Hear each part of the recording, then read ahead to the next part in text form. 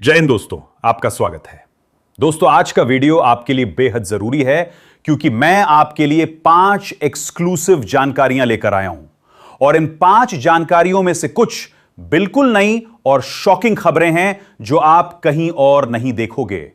पहली खबर से ही आपको चौंक जाएगा। एक नया लेटर जारी हुआ 10 जुलाई 2026 का। जस्टिस रंजना प्रकाश देसाई उलाई 2026 का। जस्टिस रंजना प्रकाश देसाई को लेकर बड़ी घोषणा। कर्मचारी यूनियन लीडर को डर सताने लगा है। क्या हुआ, यह समझने के लिए आगे देखो। फिर दोस्तों यह सुनो, केंद्र सरकार ने 21,353 करोड़ की मंजूरी दे दी। 7 महाफैसले जो आपको हैरान कर देंगे। पैसे की बारिश हो गई।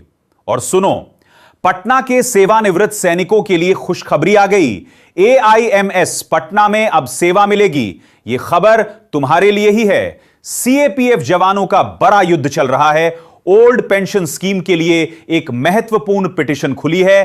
तुम्हारी आवाज जरूरी है, साइन करो।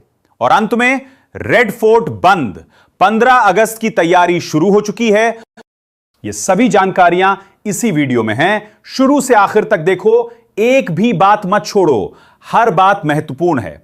इससे पहले कृपया चैनल को सब्सक्राइब कर लो। अभी सिर्फ 30% लोगों ने सब्सक्राइब किया है, तुम भी कर लो। नई सरकारी खबरें, नए लेटर्स, 8 CPC की जानकारियां सबसे पहले यहां मिलेंगे। अभी सब्सक्राइब करो। चलो शुरू करते हैं। पहली जानकारी, जस्टिस रंजना प्रकाश देसाई को नई जिम्मेदारी। दोस्तों यह खबर बहुत महत्वपूर्ण है। 10 जुलाई 2026 को पश्चिम बंगाल की सरकार ने 1 जुलाई 2026 को पश्चिम बंगाल की सरकार ने एक नया लेटर जारी किया है और इस लेटर में बताया गया है कि जस्टिस रंजना प्रकाश देसाई को एक बड़ी नई जिम्मेदारी दी गई है। दोस्तों, जो लोग बेहद प्रतिभाशाली और अनुभवी होते हैं तो सरकार उन्हें अलग अलग जिम्मेदारियां देती है और यही हुआ यहां। क्या है यह नई जिम्मेदारी?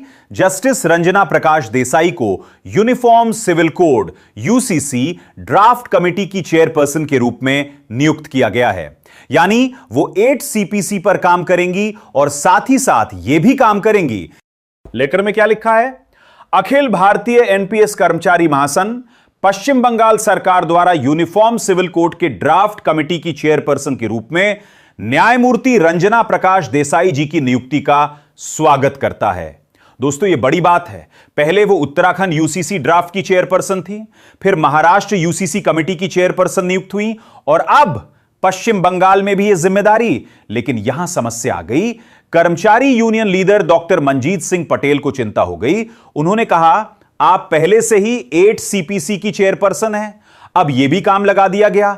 इससे कहीं ऐसा तो नहीं होगा कि 8 CPC का काम प्रभावित हो जाए? क्या रिपोर्ट सही समय पर बन पाएगी? दोस्तों यह डर बिल्कुल सही है क्योंकि 8 CPC की रिपोर्ट से लाखों कर्मचारी और पेंशनर्स के भविष्य का फैसला होता है। इसलिए यूनियन लीडर ने क्या किया? उन्होंने जस्टिस देसाई को एक विनम्र अनुरोध भेजा है।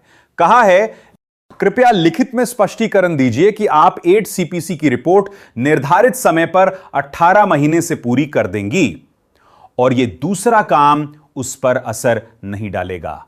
तो क्या है uniform civil code UCC? Uniform civil code का मतलब है सभी नागरिकों के लिए एक समान कानून, चाहे किसी का धर्म कुछ भी हो। शादी, तलाक, संपत्ति का उत्तराधिकार, सब में एक जैसा नियम। पश्चिम बंगाल की सरकार ने uniform civil code West Bengal 2026 का एक ड्राफ्ट बिल तैयार किया है और इस ड्राफ्ट बिल की पूरी जांच पड़ताल करने के लिए एक उच्च स्तरीय कमेटी बनाई गई है और इस कमेटी की चेयरपर्सन है जस्टिस रंजना प्रकाश देसाई।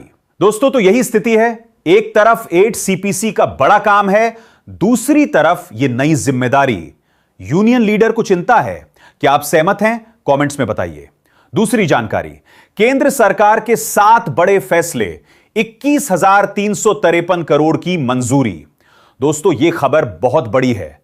हाल ही में केंद्र सरकार की कैबिनेट मीटिंग हुई थी और इस मीटिंग में 7 फैसले लिए गए हैं। कुल 21,353 करोड़ की मंजूरी। दोस्तों यह दिखाता है कि केंद्र सरकार के पास पैसे की कोई कमी नहीं है, भरपूर पैसा है और वो इसे सही जगहों पर लगा रहा है। तो ये 7 बड़े फैसले कौन से हैं? फैसला नंबर 1, वाराणसी वरुणा नदी elevated corridor 10,998 crore 6 lane elevated corridor बनेगा, ट्रैफिक हल्का होगा। फैसला नंबर 2, वाराणसी गंगा नदी एलिवेटेड कॉरिडोर 14,448 करोड़ एक और 6 लेन एलिवेटेड कॉरिडोर। फैसला number 3, semiconductor mission 2.0 1,27,500 crore Bharat को चिप्स बनाने में आत्मनिर्भर बनाना। फैसला number 4, mobile phone manufacturing scheme 62,500 crore Bharat में मोबाइल बनेंगे, रोजगार बढ़ेगा। फैसला number 5, national investment policy for urea 2026 किसानों के लिए सस्ता यूरिया। फैसला number 6, Paradip Haridaspur railway line दोहरीकरण 2,542 करोड़ माल परिवहन बढ़ेगा। फैसला नंबर 7, डोंग ओसी राजखर सभा चौथी रेलवे लाइन 10,365 करोड़, नई रेलवे लाइन, कनेक्टिविटी बेहतर होगी, कुल 21,353 करोड़ विकास के लिए, भारत को मजबूत बनाने के लिए। तीसरी जानकारी, पटना के पूर्व सैनिकों के लिए खुशखबरी, AIMS पटना को ECHS इम्पैनलमेंट में शामिल कर दिया गया है। अब पटना के सेवानिवृत्त सैनिक और उनके आश्रित AIMS पटना में जा सकते हैं, स्वास्थ्य सेवा ले सकते हैं। यह बहुत बड़ी खुशखबरी है। चौथी जानकारी, CAPF जवानों के लिए न्याय की आवाज। CAPF जवानों का एक बड़ा युद्ध चल रहा है ओल्ड पेंशन स्कीम के लिए। दिल्ली हाईकोर्ट ने कहा था CAPF को ओल्ड पेंशन दो, लेकिन केंद्र सरकार सुप्रीम कोर्ट में गई। अब CAPF जवान एक ऑनलाइन पिटीशन पर साइन कर रहे हैं राष्ट्रपति, प्रधानमंत्री और गृह मंत्री तक अपनी आवाज पहुंचाने के लिए। अब तक 770 लोगों ने साइन किया है। जितने ज्यादा साइन करोगे उतना ज्यादा दबाव होगा, सरकार मान सकती है। तो दोस्तों, अगर आप एक CAPF जवान हैं तो इस पिटीशन पर जरूर साइन करो। पांचवी जानकारी, रेड फोर्ट बंद, 15 अगस्त की तैयारी। भारत सरकार के आर्कियोलॉजिकल सर्वे ऑफ इंडिया ने एक ऑफिशियल लेटर जारी किया है 9 जुलाई 2026 को। लेटर में क्या है? रेड फोर्ट लाल किला को 15 जुलाई 2026 से 15 अगस्त 2026 तक सार्वजनिक दर्शन के लिए बंद कर दिया गया है। क्यों? क्योंकि 15 अगस्त को स्वतंत्रता दिवस मनाया जाता है। बड़ी तैयारियां चल रही हैं। तो दोस्तों, अगर आप दिल्ली में हैं और लाल किला देखना चाहते हैं तो इस महीने ना जाओ, 15 अगस्त के बाद जाना। यह थी 5 महत्वपूर्ण जानकारियां। अगर कोई नई खबर आई थी तो जरूर बताऊंगा। अब तक के लिए वीडियो को शेयर करो, लाइक करो और चैनल को सब्सक्राइब करो। धन्यवाद दोस्तों, मिलते हैं अगली जानकारी में।